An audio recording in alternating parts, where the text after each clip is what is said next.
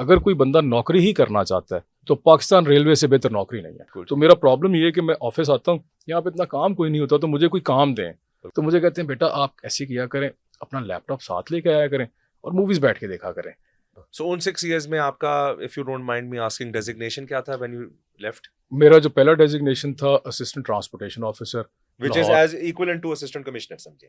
आप ग्रेड 17 में। जी बिल्कुल फर्स्ट पोस्टिंग आ बिल्कुल गई। जी बिल्कुल। ठीक हो उसके बाद असिस्टेंट कमर्शियल ऑफिसर भी रहा हूँ, असिस्टेंट कमर्शियल मैनेजर भी रहा हूँ, ठीक है। और कुछ अरसे के लिए डिविजनल कमर्शियल ऑफिसर भी रहा हूँ जो ग्रेड 18 की है। ग्रेड 18 की। जी। तो मतलब अब तो गवर्नमेंट के मेरा ख्याल है रूल्स एंड रेगुलेशंस भी रिलैक्स्ड है। अगर आपको 2-4 साल सर्विस और कर लेते जी तो फिर आप ट्रांसफर भी हो सकते थे from railways to any other.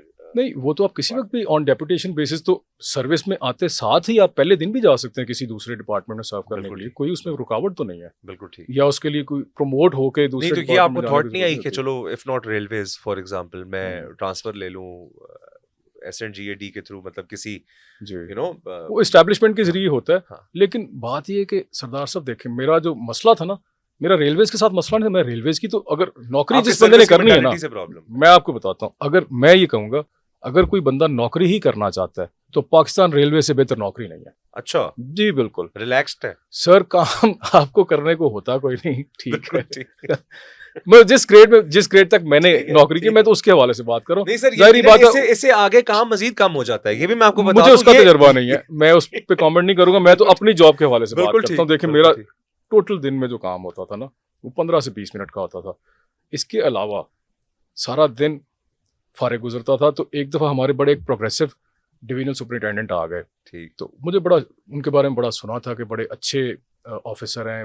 तो मुझे बड़ी खुशी, मैं उनसे जाके मिला। मैं कहा सर आपके साथ काम करने का मौका मिलेगा तो मैं आपसे सीखना चाहता हूँ। बिल्कुल। तो मेरा प्रॉब्लम ये है कि मैं ऑफिस आता हूँ, यहाँ पे इतना काम कोई नहीं होता, तो मुझे कोई काम दें। बिल्कुल ठीक। तो बड़ी मज़ाहिया सी बात है। तो मुझे कहते हैं बेटा आप ऐसे किया करें, अपना लैपटॉप साथ लेके आया करें और मूवीज बैठ के देखा करें। तो मुझे मुझे उनका जवाब सुन के बड़ी मायूसी हुई। तो मैं कहा यार ये हमारे सारे माशरे का ये मसला है, ये मसला है कि लोग देखने में कुछ होते हैं और प्रैक्टिकली कुछ होते हैं। तो बड़ी एक मेरे जहन में ये बात थी कि हमारे सीनियर ऑफिसर्स भी अगर आपके आने वाले जूनियर ऑफिसर्स को ये इस तरह की बात करेंगे तो क्या तो जूनियर ऑफिसर क्या काम करेगा? ऐसे ही है। ट्रू। तो पाकिस्तान रेलवे, एक और बात मैं आपको बता देता हूँ सर्विस के हवाले से। कोई भी हमारा जो नौजवान ऑफिसर है वो पाकिस्तान रेलवेज में जाने के लिए सिविल सर्विस का एग्जाम नहीं देता। बिल्कुल ठीक। ठीक है।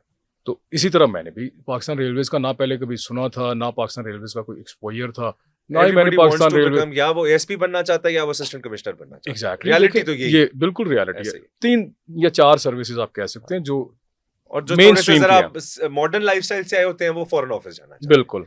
जो हमारे देहाती जड़ बुनियाद वाले लोग होते हैं बिल्कुल वो लेकिन आपके लोगों की पब्लिक की इंटरेक्शन सबसे ज्यादा है इन 2 इदारों से, पुलिस से बिल्कुल, और जो डिस्ट्रिक्ट एडमिनिस्ट्रेशन है उनसे।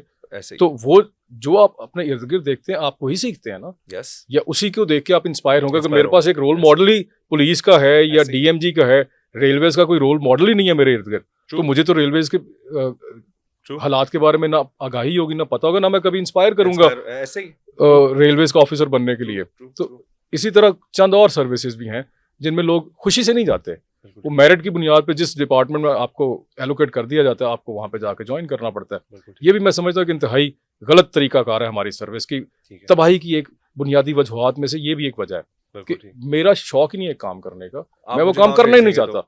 मुझे जब जबरदस्ती एक काम करने पे लगा देंगे तो मैं क्या काम करूंगा? वो मैं उसको जाहिर बात है जान छुड़वाने की तरह से ही करूंगा। ऐसे ही। तो ये एक बहुत बड़ी रीजन है हमारी सर्विस स्ट्रक्चर के कोलैप्स करने की।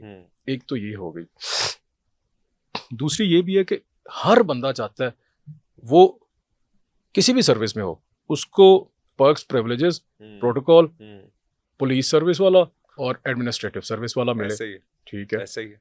जो कि एक मैं समझता हूँ ज्यादती भी है on the part of the government कि आपने ग्रेड 17 में सारे ऑफिसर्स को ले लिया, उनमें आप फिर तफरीक कर देते हैं।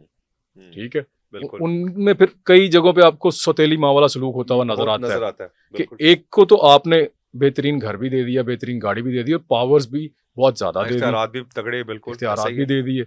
दूसरी जानिब आप देखें ना तो उतनी तनख्वाहें आप देते हैं अच्छा, फर्क है तनख्वाहों में भी अच्छा Disparity, oh ये मुझे yes नहीं पता था कि रेलवेज और एएसपी और एसी और आप एक तनख्वाह नहीं ले रहे। बिल्कुल भी नहीं